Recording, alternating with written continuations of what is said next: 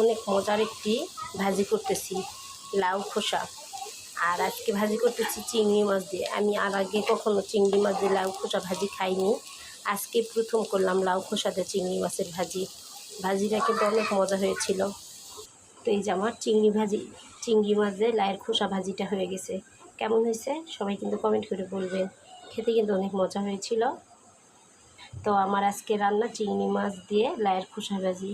সঙ্গে কী রান্না করছি আপনাদেরকে আবার দেখাবো। আজকে আর রান্না করব ইলিশ মাছ লাউ দিয়ে। ইলিশ মাছটা আমি সুন্দর করে ভেজে নিব। ইলিশ মাছ দিয়ে লাউ রান্না করব। এই যে ভালো করে লাউটা আমি কষাই নিচ্ছি আর একটু ভাঙ্গা ভাঙ্গা করে নিচ্ছি, ভালো লাগবে।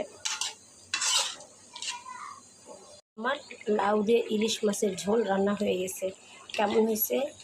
আমাদের দোকানের মাছ ইলিশ মাছ এত স্বাদ, আপনারা না খেলে বুঝতে পারবেন না। অনেক ঘ্রাণে এই যে ঘর ভরে গেছে। আর এত তেল বের হয়েছিল এই মাছ থেকে ভাজার সময়। তো কেমন হয়েছে সবাই কিন্তু কমেন্টে বলবেন।